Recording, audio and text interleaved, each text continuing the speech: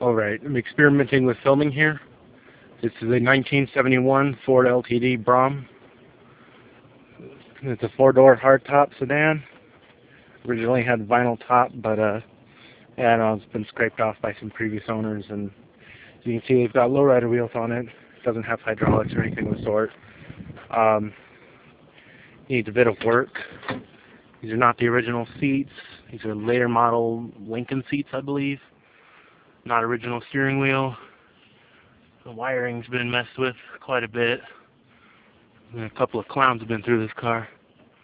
Let's take a look under the hood. It's got a 351 small block Ford V8 from a 1979 Ford F-150.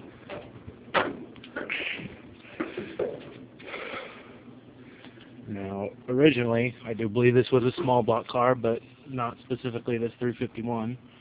Because like I said, this is from a 79 F-150. The car has straight pipes that go all the way through the back with glass pack mufflers, so it's very loud when it runs. The transmission slips, so when you put it in drive, it jerks and then it starts going forward, and when you stop, disengages the transmission and starts all over again. Does the same thing in reverse, revs the engine and then jumps back. The engine runs really strong though. I'm thinking the transmission is maybe dying because of maybe the torque that the engine's putting out, but also because of these little wheels.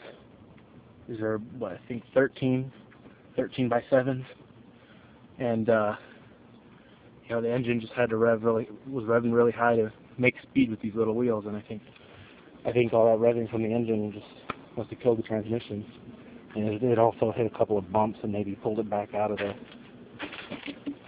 engine. Whatever. So anyway, let's see if we can get this thing to start. Right now, it's been a little while since I've run it. Should have gas in it.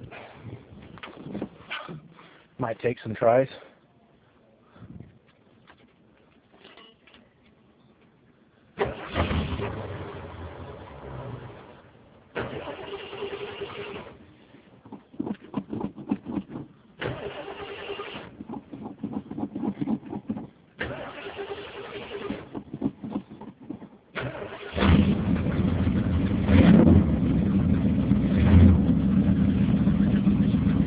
Alright, it's running. Still run. It's just been getting a little, been getting really tired of sitting here in the backyard.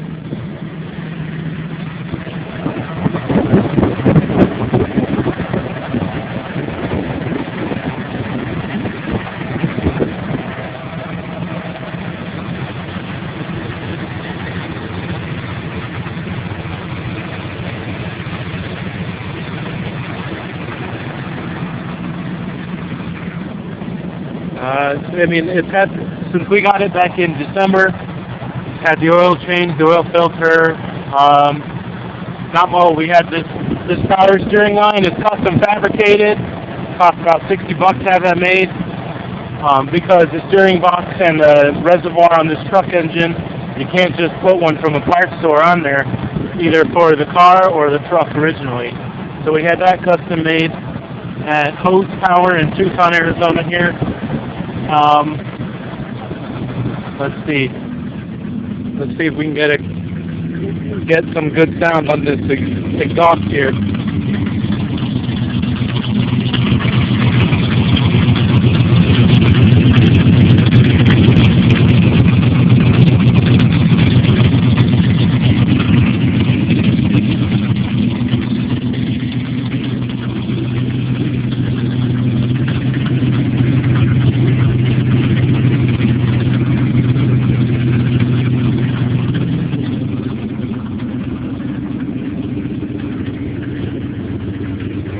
Now, this is not actually my car. This is my sister's car, but it's too big for her. She couldn't drive it, and so now it's sitting in the yard. Well, what I want to do with it, I want to get some original size steel wheels on it. That's a 15. Maybe chrome plate them with some white walls. Get the gold lines around them. Give it some nice, maybe a candy over a metallic base with a flake top or something. Maybe a full white interior in the custom original pattern. And, air suspension so that it can sit this low, but also be raised back up to be driven comfortably. And, even with these little wheels and non-adjustable suspension, actually, the car is very comfortable.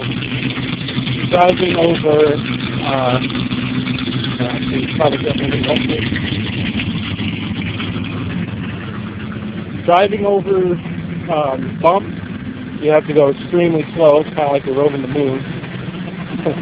But with driving it down a regular street, down a busy road or through the neighborhood, it's really comfortable, really smooth. You can't feel anything when you hit the dip. This really is a luxury car. I think we're originally a lot quieter than this one is, but I really like the sound of it. I'm just not too sure on the quality of the work on the exhaust there. As you see, this is where the original radio was. It had a CD player at it that's sort of fallen back in there. I'm not sure what all these are. This is for an air horn. That's kind of embarrassing. I got laughed at by some college girls for this. Gas gauge works. It's reading empty, of course. It's like a cavern in there. Speedometer works. And I don't know who these people are. This picture was in here when we bought the car. That's kind of creepy. I don't know. But I guess I have to take off the whole dash to get rid of it. And there's this temp and volt gauges that someone added down here. And again, they're great wiring job. This is the original carpeting. There was like office carpeting covering up all this spaghetti in here when we got it. I just took that out. This door doesn't open from the outside, but it has all the linkage. This one doesn't open from the inside. The keyhole on that one on the outside works, but not on this one. So I don't want this one.